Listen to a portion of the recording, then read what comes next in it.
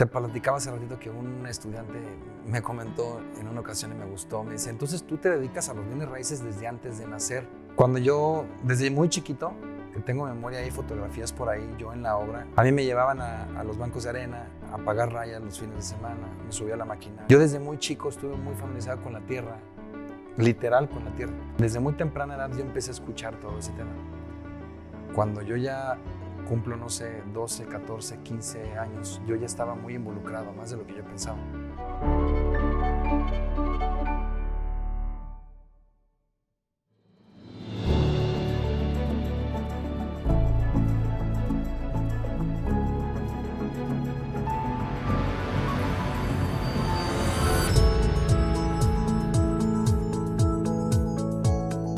Hola, hola, ¿qué tal amigos de Dinero y Negocios? Bienvenidos a una entrevista más, una entrevista con un empresario de muchísimo éxito. Yo estoy muy contento porque aquí en el estudio nos acompaña mi estimado Jorge Morquecho. ¿Qué tal, Jorge? ¿Cómo estás? Bien, ¿y tú? Qué gusto estar aquí contigo. Al contrario, Jorge, qué honor que nos acompañes aquí en el estudio de Dinero y Negocios, un espacio para empresarios, un espacio para hablar de negocios. Tú eres un experto en temas de real estate y es algo de lo que queremos compartir el día de hoy con nuestros amigos. Va, adelante, encantado. Primero el tema de The $1 Million Broker, tal cual. ¿Cómo fue que lo registraste y por qué, cuál fue la razón? Hace muchos años una clienta canadiense, yo viví 5 años en Canadá y cuando ella se viene todos los inviernos a las playas mexicanas, especialmente Punta Mita y Puerto Vallarta, Nueva Vallarta, y ella me recomienda mucho con sus amigos, amistades, y me dice, y me apodó ella ahí viene mi $1 Million Broker de cotorreo. Ahí viene el $1 Million Broker. Cuando yo me acercaba, porque yo atiendo mucho a mis clientes, especialmente cuando llegan a playa y se están 6 meses del invierno acá en México, entonces voy a visitarlos. Y en una ocasión ella me presenta con un grupo grande para recomendarme con ellos para comprar o rentar en Puerto Vallarta. Y yo iba entrando y ella gritó, traía sus copas de vino y todo. Y ahí viene mi million, ella dijo en inglés, "Here comes my $1 Million Broker". Y se me quedó guardado hace muchos años. Cuando empiezo con el tema de marca personal, buscando un nombre representativo para mí, como ella me lo decía con mucho cariño, registré ese nombre, lo puse y así se quedó ese apodo, $1 Million Broker. ¿Por qué? Porque es el promedio de propiedades que manejo, $2 millones para arriba. Entonces ya va a ser de 2 millones. No, No. Vamos a pasar al $1 Billion Broker. Correcto. Primero Dios. Mi estimado Jorge, algo muy interesante es tu trayectoria, porque tú vienes de una familia experta en el tema de real estate, un abuelo que es toda una institución también en el tema de real estate. Me gustaría que nos pudieras compartir con toda nuestra audiencia cómo fueron tus orígenes, cómo es el tema generacional, porque ya vas a casi 3 décadas de este tema, ¿no? Así es. Yo en lo particular. Te platico rapidísimo que mi abuelo tiene una gran trayectoria. Es conocido como uno de los fundadores terratenientes aquí en Jalisco, que fue uno de los que ayudaron a marcar las grandes avenidas que hoy circulamos en Guadalajara. Oficialmente mi abuelo funda la empresa que ha cambiado obviamente de logotipos y de branding y de marketing y de nombre, pero oficialmente se fundó en 1925, una desarrolladora comercializadora, porque en aquellos tiempos era el tener maquinaria pesada y era precisamente urbanizar códigos postales completitos. Entonces, mi abuelo lo empieza y lo continúa mi papá. Mi papá cuando tiene cierta edad, forma parte de su fuerza de ventas. Mi papá competía con sus mejores vendedores. Mi papá organizaba sus fuerzas de venta directas internamente y una vez que ya él tenía su fuerza de ventas, competía con los mejores vendedores. Obviamente mi papá vivió también la vieja escuela de sombrilla y mesas de plástico en los desarrollos, y desde que yo estaba muy chiquito, te platicaba hace ratito que un estudiante me comentó en una ocasión y me gustó, me dice, entonces tú te dedicas a los bienes raíces desde antes de nacer, y es literal. Cuando yo, desde muy chiquito, que tengo memoria y fotografías por ahí, yo en la obra, mi papá y mi familia tenían bancos de arena. Entonces se usaba mucho el tener bancos de arena para proveer esos mismos materiales a tus mismas obras. Entonces, A mí me llevaban a los bancos de arena a pagar rayas los fines de semana, me subía a la maquinaria pesada desde chiquito, aunque no la manejaba, me refiero a que te subías en lo que tu papá pasaba el tiempo ahí pagando rayas y todo ese tema. Entonces, yo desde muy chico estuve muy familiarizado con la tierra, literal con la tierra, con los bancos de arena, con la maquinaria, con las rayas, con el trato con los albañiles, el trato con los ingenieros civiles, residentes de obra. Entonces, desde muy temprana edad yo empecé a escuchar todo ese tema. Cuando yo ya cumplo, no sé, 12, 14, 15 años, yo ya estaba muy involucrado, más de lo que yo pensaba. Empecé a hacer flipping, que el flipping como tal, la palabra no existía aquí en México, que es comprar, remodelar y vender. Entonces empecé a comprar propiedades junto con pool de inversión de familia, de mi mamá en particular, propiedades económicas en colonias buenas, colonias aquí en Guadalajara, en las cuales eran casas que estaban en muy mal estado, las remodelábamos y las vendíamos. Entonces, desde muy temprana edad, ¿qué te digo? Ahora sí que desde antes de nacer. Sí, desde antes de nacer. Sí. ¿Dónde inició tu abuelo? Porque tengo entendido que ya tu abuelo era a nivel República Mexicana. Ajá. ¿Pero dónde nace todo esto? Aquí en Guadalajara. Aquí en Guadalajara. Sí. Fraccionamientos completos, como bien mencionas, prácticamente el código postal creado por tu abuelo. Ya. Así es. Y después viene también tu papá y ya traslada a una tercera generación. Ajá. Con casi 3 décadas. Estamos hablando de toda una vida de éxito, mi estimado Jorge. No de éxito como tal, toda una vida. ¿Por qué? Porque hay muchos up and downs, hay muchos eventos que a veces están fuera de tu control, como en cualquier otro negocio. Identidades falsas, papelería falsa, fraudes dentro de los bienes raíces, invasiones y una serie de cosas. Obviamente no todo ha sido éxito, pero lo que sí ha sido es prueba y error, definitivamente, como para cometer menos errores. Y definitivamente 3 décadas, casi 3 décadas en este negocio, en bienes raíces, que tanto amo. Lo que me gusta mucho es la forma en la que lo llevas, porque tuviste un punto clave, ¿no? Que fue especializarte en un nicho muy en particular, en un nicho no atendido por expertos y que tú lo supiste manejar muy bien para lograr este éxito que tienes hoy en día, ¿no? El tema del lujo, el luxury real estate, ¿no? Así es. Contestando a ese comentario, hace muchos años no existía la marca personal dentro de los bienes raíces. No existía el que le pusieran una cara a una inmobiliaria. Dicho los libros, los tiempos y la historia, que no deja mentir, fui de los primeros, o si no es que el primero, en iniciar en ponerle marca personal y iniciar en ponerle una terminología, por ejemplo, propiedades de alta gama, propiedades de lujo, el luxury real estate, no se usaba, no se sabía cómo se comía.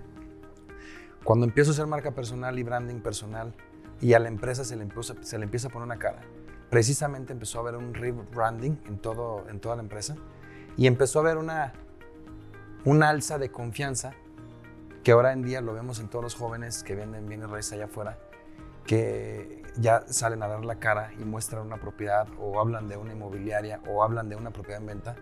Eso es marca personal, eso es branding, es ponerle cara a una inmobiliaria o a tu marca personal dentro de bienes raíces y brinda más confianza al cliente. Entonces, definitivamente fue algo a favor se abrió una brecha y vino un parteaguas cuando empezamos a comercializar bienes raíces de una forma mucho más novedosa, implementando el dron, estabilizadores que no lo hacían el resto. Fíjate, te voy a comentar algo, sé que no es, porque también te he estudiado, no te dedicas a eso, a los bienes raíces como tal, ¿no?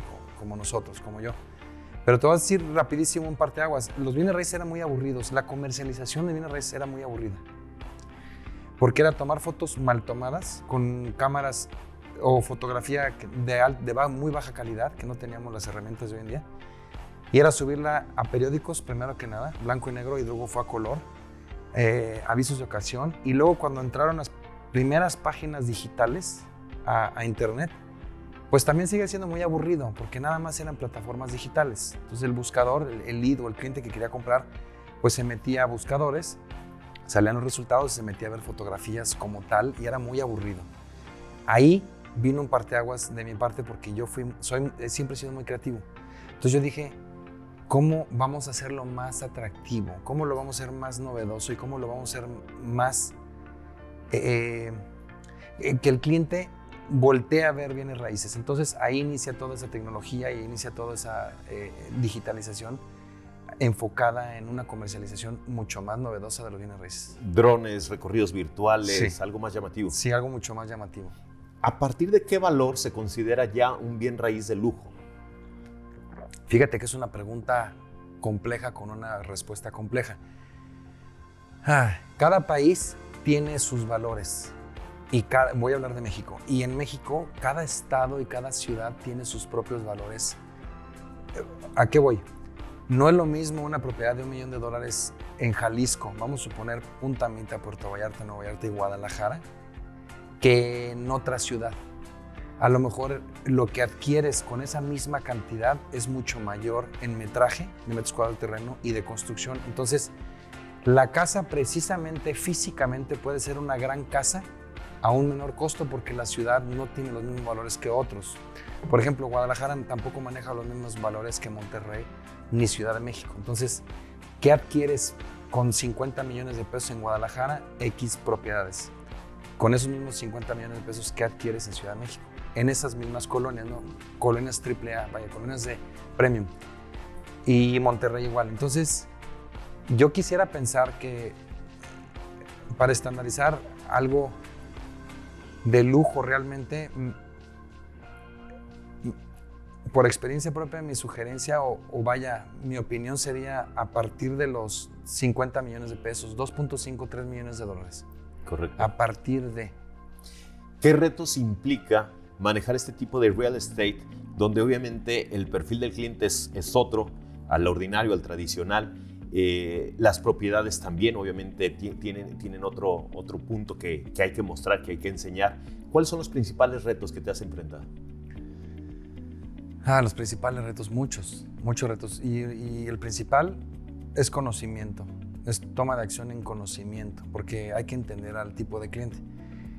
Cuando yo empiezo a atender a un cliente premium hace 18 o 19 años, que no existía ese servicio en México, todos los agentes inmobiliarios éramos ordinarios, éramos asesores inmobiliarios que manejábamos por lo general los mismos valores comerciales promedio dentro de nuestras ubicaciones, cada quien en su ciudad y en su estado.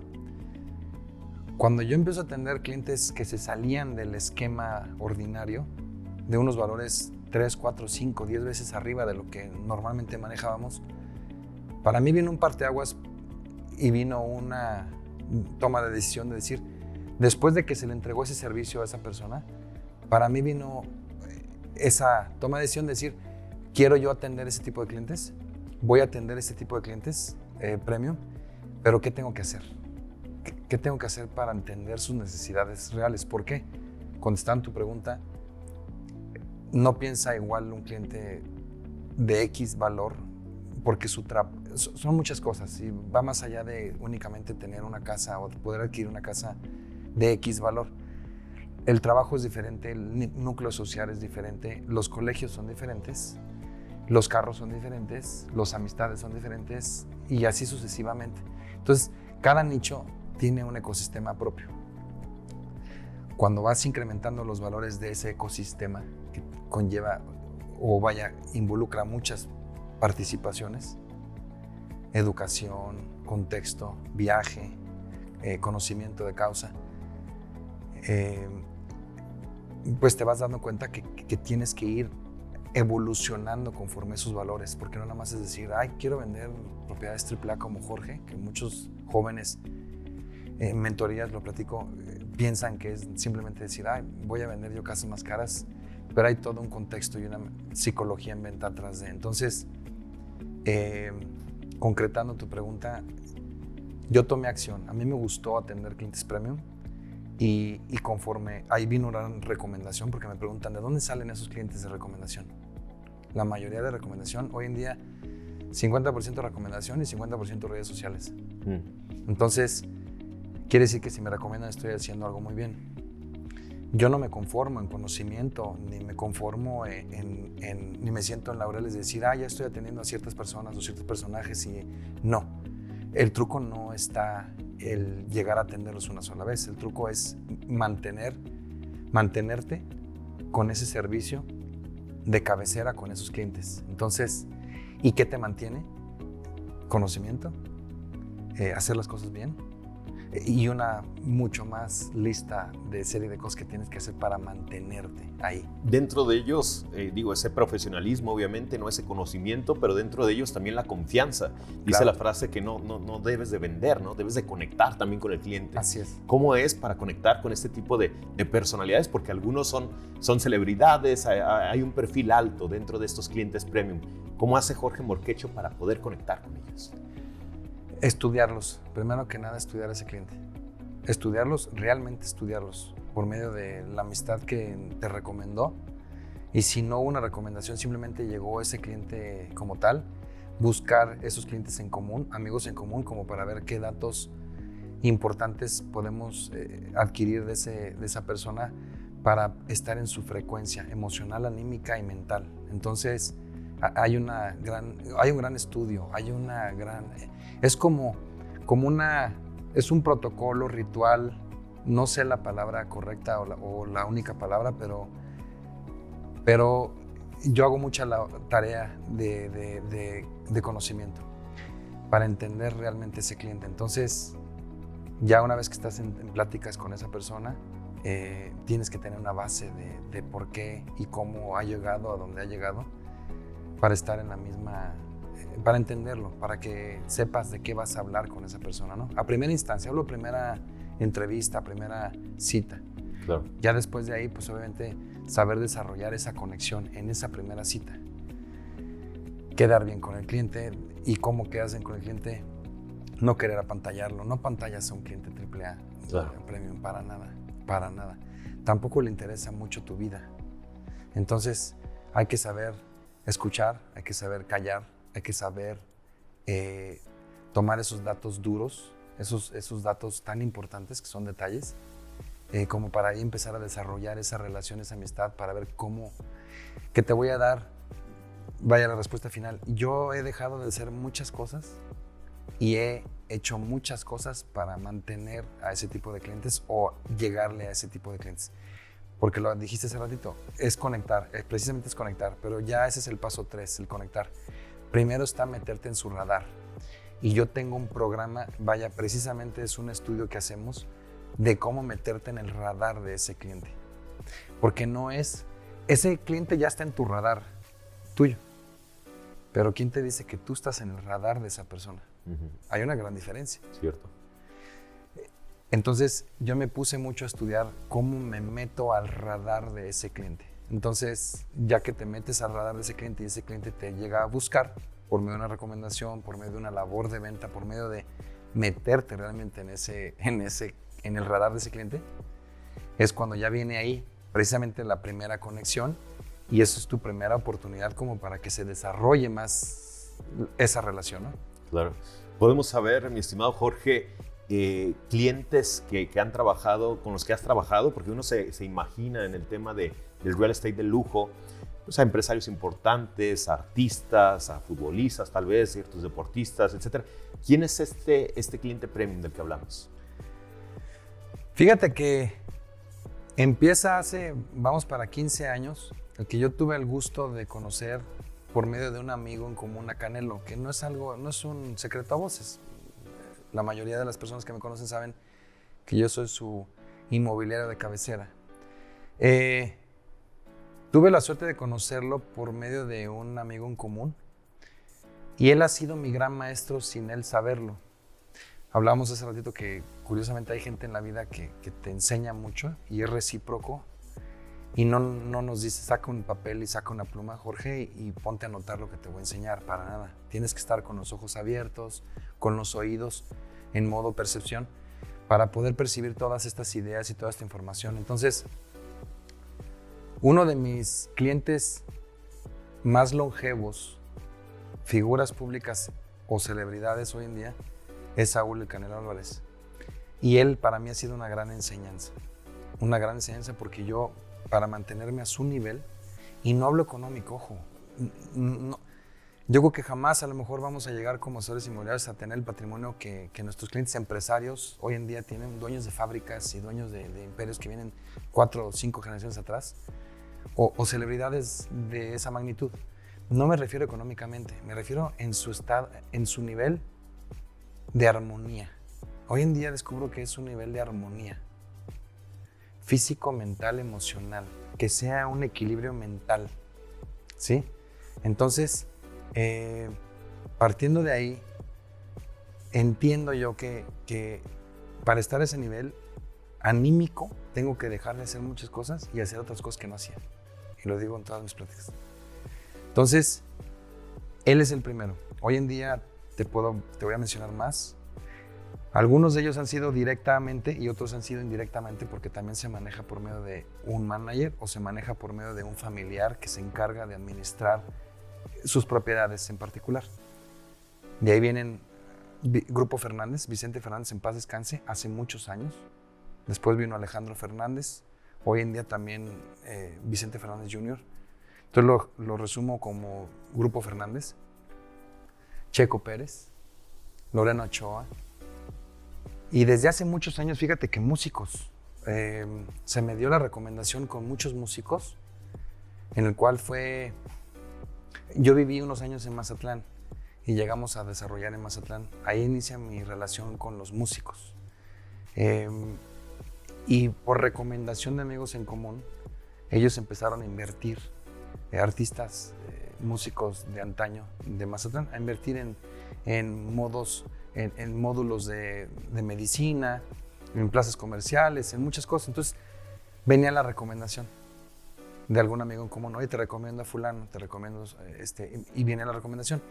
Entonces empiezo a entrar al mundo de la música por eso, porque me recomiendan amigos en común con el músico quiere comprar o quiere rentar o quiere invertir y viene esa recomendación que yo lo agradezco muchísimo a todos mis clientes. La recomendación para mí vale oro. Claro. Y me empiezan a recomendar con el medio de la música. Y esos mismos músicos, como conviven con músicos, me recomiendan también con otros músicos. ¿Sí me explico? Entonces se viene una cadena. Se viene una cadena de recomendación, que es muy importante continuar con esa postventa. Correcto. Sobre eso que nos mencionas, Jorge, algo que me puede llamar la atención es, en este cliente premium, ¿qué porcentaje busca una propiedad de lujo como su lugar de residencia o como un tema más de inversión o simplemente para rentar porque sus actividades profesionales así lo requieren? Todos esos casos y toda esa pregunta va incluida en un solo cliente. Propiedades para compra, para radicar o para venir cuando voy a esa ciudad, o esa misma propiedad se puede rentar y también viene a entrar una administración de la propiedad. Y aparte de esa propiedad donde vas a radicar o donde va a estar en periodos de tiempo, también viene una compra en playa o en la sierra, por ejemplo, en el campo donde hay pino, lugares aledaños a Guadalajara. Hablando de Guadalajara, ¿no? Ese cliente también tiene propiedades en Estados Unidos. ¿Por qué? Porque le gusta estar en movimiento. Muchos asesores inmobiliarios a veces cometen el gran error de pensar que, una vez oí este comentario y se me hizo, vaya, con mucho respeto, muy tonto, que una vez dijo un asesor, híjole, pues en una conferencia, ¿no? Alguien le preguntó, pero es que la mayoría de mis clientes, y aparte la mayoría de los clientes compran una sola vez en su etapa de vida, y eso no es cierto. Independientemente del poder adquisitivo de ese cliente, hoy hay mucho acceso a créditos bancarios. Y aunque sea un perfil de nivel medio socioeconómico, ese cliente tiene 1, 2 o 3 compras al año, incluso para ponerlas a la renta y que se paguen solas, porque los créditos bancarios los tiene. Entonces es un error creer, hablando en el medio de bienes raíces, es un error creer que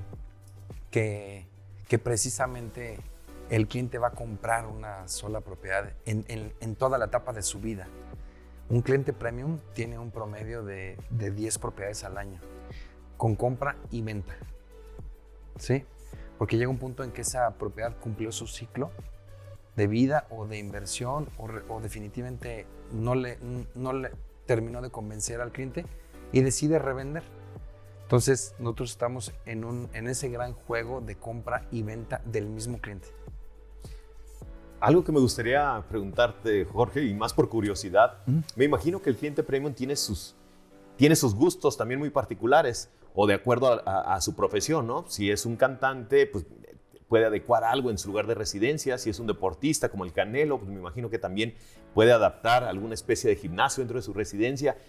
Este tema puede complicar un poco después de que cumple su ciclo el tema de la comercialización, o cómo se maneja en el punto de bienes raíces premium. Es similar a la respuesta anterior. No es como a lo mejor mucha gente podría pensar de que comprara una propiedad o un terreno y hacer el proyecto de una casa totalmente súper personalizada. No. Te voy a decir por qué. Porque el cliente no tiene ese tiempo de construcción. Una casa de ultra lujo tomaría entre 2 y 3 años construirla. Entonces ese cliente no se va a tomar ese tiempo. Entonces tendrá que ser una propiedad ya construida. Dentro del catálogo que tuviéramos interna o externamente, con colegas externos, se le busca el tipo de propiedad, el tipo de construcción que más se adecua a los gustos del cliente. Ahí viene, lo llamamos perfilamiento. Y viene nosotros nos tomamos muy en serio el tema del perfilamiento, en saber las necesidades, qué quiere el cliente, cuántas recámaras. ¿Quiere recámara en planta baja, con o sin elevador, con o sin alberca? ¿Jardín grande o el jardín no es relevante? ¿Cochera para cuántos autos? ¿Techados y no techados? ¿Cuántos pisos? ¿Roof? O sea, con terraza, que se puede usar en la parte de arriba. Y toda una serie de preguntas y dudas que nosotros tenemos y las hacemos al cliente. Basado en eso se hacen las búsquedas y se encuentra o se trata de encontrar una propiedad que más se asemeje a lo que el cliente está buscando en ese momento. Pero no es como, a lo mejor ya la puede personalizar con muebles, con placas, con accesorios, con arte. Pero como tal, una casa súper personalizada para ese cliente tendremos que construirla de cero y es muy raro. Claro, entiendo, ¿no? Porque aquel recuerdo me llamaba la atención el tema de, por ejemplo, ¿no? Lo que se hablaba de la mansión de Michael Jackson, ¿no? Después de que falleció y lo que había personalizado también su mansión. Que él la personalizó. Él la personalizó en este caso, ¿no? Y ese es un punto también del cliente premium que también habías mencionado también fuera de cámaras, ¿no? Entender y saber o conocer temas desde yates, desde jet privados, desde estar también tener un know-how de su mundo, ¿no? Claro.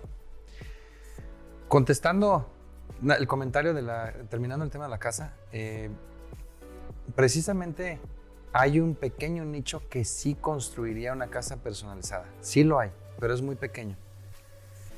Viviría o radicaría en otra propiedad y en lo que se construye, que no tendría ninguna prisa. Esa propiedad muy hecha a su gusto, que no tiene prisa, que le va a tomar 2 a 3 años. Sí hay ese nicho, pero es muy pequeño. Respecto al vivir precisamente la experiencia, es que fíjate, es como que trillado, platicamos hace rato, el tema de luxury, ¿no?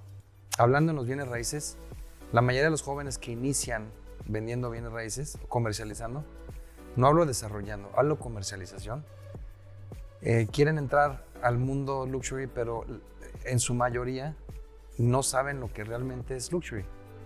Entonces, ¿cómo quieres comercializar un producto o un servicio que ni siquiera sabes cómo se come y ni siquiera sabes cómo lo vive ese cliente, ¿no? Su día a día. Entonces, yo recomiendo, ahorita el otro día en una mentoría, que precisamente si no sabes lo que es viajar en un avión privado, no significa que lo tengas que comprar.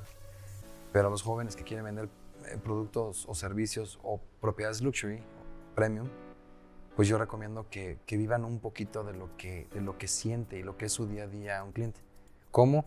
Pues simplemente rentando, por ejemplo, un avión privado entre varios cuates, le den una hora, una vuelta y sepan la experiencia completa desde llegar a un hangar, desde pasar un filtro. La mayoría de los inmobiliarios no sabría que para llegar a un hangar hay un filtro y ese filtro de seguridad te bajan del vehículo, abren todas las puertas y seas quien sea, la figura empresario o celebridad, quien sea, tiene que pasar por ciertos filtros para llegar a un hangar. Entonces, pues, los muchachos no lo saben. Entonces yo lo recomiendo. ¿Quieres vender propiedades premium? Necesitas saber cómo se siente la vida premium de un cliente AAA, ¿no? Claro. Para entrar a la recta final de esta entrevista, mi querido Jorge, porque nos has compartido información muy valiosa, información muy especializada también, que no está generalmente no en el dominio público y que por eso queremos aprovechar tu experiencia y tu profesionalismo. Me gustaría saber las tendencias hoy en día en cuestión de destinos. ¿Qué es lo que le está llamando más la atención a al perfil de cliente que tú tienes, entendemos obviamente, ¿no?, las 3 ciudades más importantes en México, Ciudad de México, Monterrey, Guadalajara. ¿Cuáles son los destinos, por ejemplo, turísticos que les llaman la atención? Cancún, Cabos, no sé, Vallarta. Ahora el tema de la recuperación de Acapulco, ¿qué es lo que va a suceder? ¿Cómo ves el mercado nacional? El mercado nacional, cada destino turístico de playa tiene su nicho principal o su cliente principal. Vaya, las playas cercanas o la playa más cercana de Ciudad de México es Acapulco. Entonces el de Jalisco realmente no viaja mucho ni a Ixtapa, ni a Guerrero, ni a Acapulco, vaya, hay otros lugares, Oaxaca, porque tiene playas ahorita con una supercarretera que tenemos ya, son 2 horas y media. Al día de hoy ya llegar a Puerto Vallarta, Nuevo Vallarta. Entonces, cada ciudad grande tiene sus playas de preferencia. ¿Cuáles son los destinos principales? Pues sabemos que es Riviera Maya, Punta Mita, Los Cabos y alguna que otra playa más escondida. Ahora, nacional e internacionalmente hablando, el cliente premium le gusta ir a lugares con poca densidad, primero que nada. Le gusta ir a lugares que pocos pueden ir, porque no le va a gustar o no le gusta a ese cliente premium ver a sus vecinos y encontrarse con una vecindad. Claro. Entonces, ¿a dónde viaja ese cliente premium? Lo resumo en 2 cosas: a donde pocos pueden ir y a lugares que están de súper moda.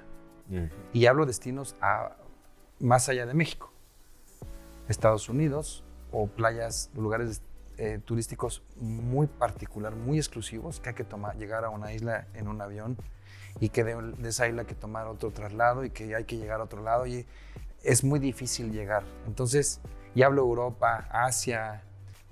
Entonces, definitivamente algo que los caracteriza es viajar, salirse de esa zona de confort, pero ese viaje a Europa, ese viaje transatlántico, no nada más en México. Correcto.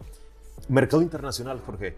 Sé que Estados Unidos, y ahorita cerramos con Estados Unidos, que también tienes experiencia y tienes catálogo también de propiedades en Estados Unidos, pero también mercado internacional, también lo trabajas, tema Europa, tema Dubái, que también está tan de moda. ¿También asesoras a tus clientes premium en estos destinos? Así es, Estados Unidos y algunos lugares nada más, lugares que estén de moda y que estén en crecimiento, o que siempre han estado, como Beverly Hills, Bel Air en California, o sea, Los Ángeles. Vaya, Miami en particular, porque a Miami le compra mucho mexicano. Monterrey, Ciudad de México y Guadalajara compra mucho en Miami. Entonces, pues hay que hacer un estudio de en dónde compra nuestro cliente mexicano. Y es ahí donde se anicha uno. Yo en Miami tengo vendiendo Miami aproximadamente 10 años a mexicanos de Monterrey, de Ciudad de México y especialmente de Guadalajara. Entonces, se están yendo muchas marcas icónicas, como desde hace mucho llegó Fendi Chateau, Giorgio Armani, varias marcas de ropa o de carros que hoy en día viene una torre muy bonita de Dolce & Gabbana, ya nos mandaron toda la información. Vendimos muchas unidades en Aston Martin, en Porsche Design. Tu carro sube a tu departamento. Ahí empezaban en $5 millones la unidad. Entonces, Miami en particular. Y sí, Dubái, como está muy de moda, también hay grandes alianzas comerciales con brokers latinos, incluso latinos o americanos que viven y radican en Dubái, por ejemplo. ¿Hay otros mercados que también se está interesando el cliente premium, tipo Singapur, por ejemplo, o el mercado europeo, por poner algún otro caso? Punto que Singapur no, porque hay que considerar distancia para llegar a esa propiedad y para viajar a esa propiedad y cada cuántas veces al año vas a ir. Pero Europa sí, en particular España. ¿Por qué? Porque España está ofreciendo un gran... No, nada más que obviamente hay letras chiquitas y muchos clientes no lo saben. España está ofreciendo oportunidad de compra a cambio de una residencia permanente y trámite legal como para que puedas radicar allá. Y abrieron las aerolíneas vuelos directos de las ciudades principales de México, volar directamente a Madrid. Entonces, se abrió una ventana de compra de inversión inmobiliaria en España, pero el tema es, muchos no lo saben y se los comparto hoy, que la reventa involucra muchísimo impuesto. Entonces, platicamos hace ratito, no nada más es comprar, Yo lo que asesoro a mis clientes, a todos mis clientes es, y yo no les vendo, a mí me gusta ser su asesor inmobiliario de cabecera. Y es precisamente la palabra, es ese asesoramiento, en el cual el tema no es comprar, el tema es qué pasa cuando quieras revender y en cuánto tiempo, cuánto cuesta el mantenimiento en Europa, cuánto pagas de impuestos mensuales. Entonces va a salir más caro el caldo que el pollo y no lo saben. Entonces hay que asesorarse antes de ver o buscar comprar en otros destinos. Sí, sobre todo en el extranjero, ¿no? Si realmente, o sea, qué tan constantes son sus viajes o por qué una propiedad allá. Te quisiera preguntar por Sudamérica, ¿hay algún interés? Buenos Aires, alguna zona en Chile, por ejemplo, ¿no? ¿Nada? No. ¿Hablando de México? Ajá, del cliente premium mexicano, ¿hay interés en algo de Sudamérica? En comprar, no. Ojo, en viajarlo, visitarlo, por supuesto, ¿no? Sí, claro. Por supuesto. Yo conozco Chile, conozco Colombia, conozco Argentina. Saludos a toda mi gente de allá. Y es hermoso. Hablando de como inversión, siendo mexicano, comprar en esos países sudamericanos no es muy común. ¿Por qué? Por muchas razones. Primeramente, impuestos, traslado, el cuidado de la propiedad. ¿Quién la va a cuidar? ¿En quién? O sea, hay alguien que le tiene que dar mantenimiento a esa propiedad. Claro. Y tiene que ser alguien local. Ahí entra ese factor confianza. ¿Con quién? Entonces son muchas cosas que se involucran para tener o darte el lujo de comprar una propiedad fuera de tu país. Sudamérica también tiene playas hermosas, algunos países tienen una economía al igual que la de México y seguridad, pero entonces tienes que involucrar muchos factores como para que un inversionista, ¿cuál es la diferencia de comprar? Vamos a suponer en Colombia frente al mar, tiene playas hermosas, pero involucras muchas cosas como para a lo mejor comprar en una playa mexicana y si lo vas a poner a rentabilidad y si vas a viajar con tu familia. Entonces, por eso te digo que no nada más comprar, ya lo compraste y puede ser un lugar turístico hermoso en Sudamérica, pero ¿cuántas veces vas a ir y cuánto te va a costar mantenerlo y cuánto te va a costar su reventa y vas a revenderlo arriba del valor que compraste? Entonces son muchos factores, pero no, a mí no me ha tocado hoy a este día que algún cliente mío quiera invertir en un país sudamericano, no. Correcto. Última, mi estimado Jorge, porque repito, no nos has compartido información de mucho valor, pero sí me gustaría preguntarte esto antes de finalizar. Inversión, y hablando específicamente de un tema financiero, ¿cuál es tu asesoría en el caso de invertir en México o versus invertir en Estados Unidos? Yo le hago esa pregunta a los clientes, ¿para qué vas a comprar? ¿Lo vas a comprar para usarlo nada más y no lo vas a rentar? Adelante. ¿Cuántas veces vas a ir al año? ¿O vale la pena más rentarlo cuando vayas al costo que sea? Esa es mi primera pregunta a mis clientes. Y la segunda pregunta es, ¿lo vas a comprar para rentarlo, para rentabilidad? Entonces, cuando es para rentabilidad, yo hago un estudio y le enseño los números. Porque al final del día, cualquier nivel de cliente no le gusta tirar su dinero, primera. Y tampoco le gusta desperdiciar el momentum de ese dinero. Quiere rentabilidad y quiere saber de una reventa. Entonces, yo le enseño los números. Rentarías en tanto, el costo de mantenimiento es tanto, al final del año, costo de mantenimiento versus su rentabilidad, quedas en este porcentaje y ya él lo decide. Pero yo sugiero, yo hago el análisis, yo hago el estudio y ya el cliente lo decide. Si compra o no compra en Estados Unidos, ¿no? ¿Para qué es la compra? O sea, esa es la primera pregunta. ¿Para qué lo quieres? ¿Para renta? ¿Para rentarlo o para habitarlo o para ir de vez en cuando? Entonces, ya basado en esa respuesta es ya dónde va la compra y en qué complejo y en qué valor, cuál es el presupuesto tope de compra. Correcto. Parte de lo que mencionas, ¿no? Conocer perfectamente a tu cliente, claro, cuál es su perfil, qué es lo que necesita y de ahí viene una mejor asesoría de tu parte. Así es.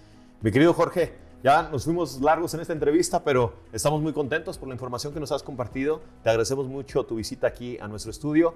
Esta es tu casa y ojalá próximamente estés nuevamente con nosotros. Sería un placer. Muchas gracias por la invitación. Muchas gracias por la entrevista. La disfruté muchísimo.